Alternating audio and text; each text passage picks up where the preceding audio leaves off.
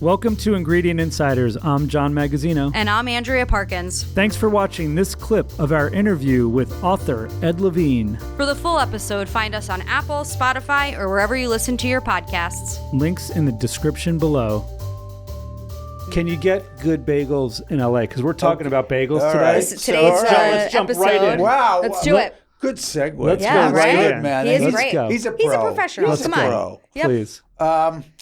So I Tell us the truth. I have delved deeply into California bagel culture, and Tejal Rao, great columnist at the Times food section. Yeah. Although I think she's maybe a cultural columnist. I don't know. Anyway, she wrote a piece about these bagels in LA called Courage. Yep. And so, I don't know if you've ever had like Phil Rosenthal on your show, but He's on our list. He's at the top of the yeah. short list. So Phil Yep. and I are friends, and so I think the first time I ever had Courage was at his house, and I was just blown away because she's not making a New York style bagel. She's not making a Montreal style bagel. She's making what could only be described as a California style bagel, which is, it has the whole structure. They use a sourdough starter. Okay. And it has the whole structure of a baguette. So So very airy. Yeah. it's very, yes, but very chewy and crisp. Mhm. Crisp on the outside. But it tastes like if there was a legitimate child between a bagel and a baguette, this would be a totally legitimate child. Did you go into it, though, like thinking it was like you were comparing it to New York or comparing I wanted to see what Tejal was talking Yeah. about.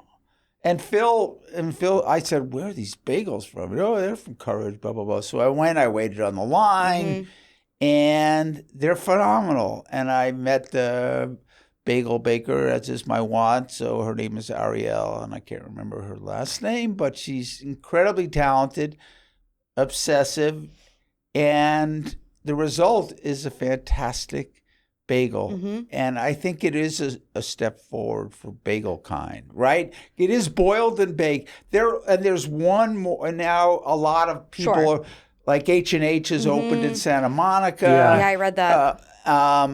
And Boychik, which is from Northern California, has opened.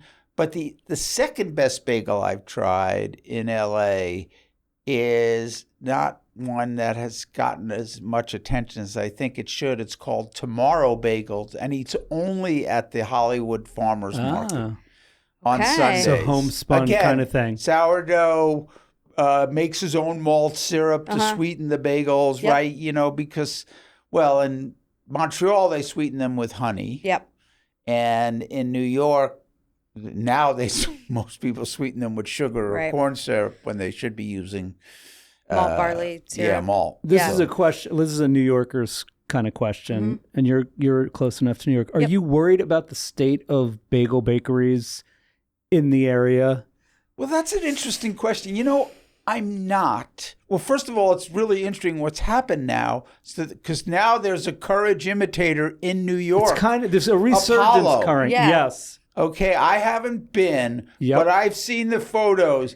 If they didn't steal a lot of stuff from Courage, I don't know where they came from. Yeah. I think they came from Austin. Okay. But that would be an easy triangle Sure. from LA to Austin to New York. Do you have a right? benchmark great bagel I was gonna in say, your what's your memory? place? Well, that's and Andrea, I'll ask the interesting. same to you. Yeah, that's a really good question.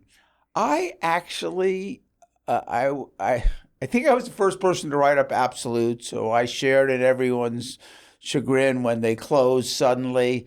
I have to say, I like Shelsky's. Yep. Mm-hmm. I like Peter's great. I like Pop-Up. I really like Pop-Up. Yeah. I'm sorry. Is it obnoxious they make you buy 3 and you got to buy the butter? Right. Yeah.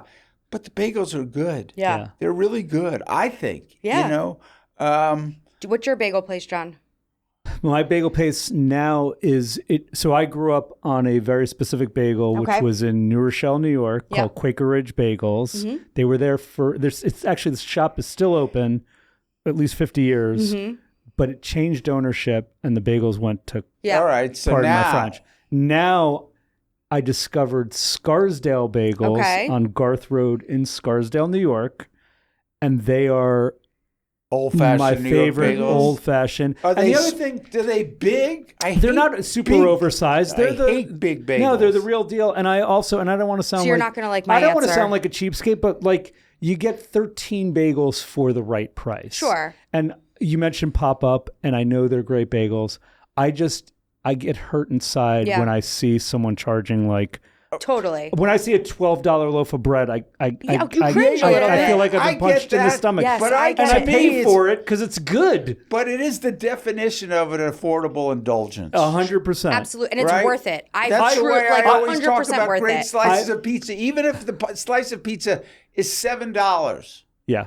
if it's great, It's worth where it. Yeah. where else can you derive that much pleasure from $7? Absolutely. Amen. Yeah. It pains me. I always say to Lauren, I'm like, we could fly to Paris and eat loaves of bread that are, €1 a loaf, and we're paying 12. But it's an affordable But you can't, luxury. I refuse to eat grocery store bread. But, I won't. Yeah, no, I'm with you. So I feel that we're going to go to your bagel question in a second. Yep. I feel that there was a period where bagels were on the decline. H&H, which was a good bagel. You live on the Upper West Side. I think H&H has gone downhill. No, it went so it has. It's not drastically. even the same company. I It won't became even a go factory. there. No, Yeah, it went. totally. And then, I still like Essa Bagel in the city. That's my favorite I think bagel. that's still pretty good. That is a big bagel, though. It is It's a very big one. big, but it's like for me, it's like fluffy and indulgent. My father-in-law, who grew up in Manhattan, he is a pick-a-bagel guy. I know pick-a-bagel. Yeah. He loves pick-a-bagel because they're called flagels. Yeah, I know what flagels are. What's a flagel? It's a a flat flattened bagel. Almost like a bialy? No, it's oversized. It's Okay. big and and it's flat. crisp. So a Sounds bialy, good. Yep. here's the interesting thing about bialys, another one of my obsessions. So I don't good. know, we might have to do a separate episode. We could do it but separate. Bialys, I was thinking just today, this is the kind of thing that maybe only I think about. Like, how would I best describe a bialy? Because I went to this bagel place in LA called Layla, which is derived. A lot of the bagels, although not Courage, are derived from Justo. I was going to say Justo, where they do have good bagels. Yeah. But Layla, and there's another one right next to Layla. Anyway, I went into the Layla location in Beverly Hills, and I said, "Do you have bialys?" And the young, very charming woman said, "What's a bialy?" And I was like, "I'm sorry, that's cause for ejection." Yes. It's like, I'm leaving. it's like it's not just the first technical, it's the second technical too. Right. Thanks for listening to this episode of Ingredient Insiders. You can find the products we discussed on today's episode at chefswarehouse.com or your favorite specialty retailer. And don't forget to follow us on Instagram @Ingredient Insiders and Chef's Warehouse @Where Chefs Shop.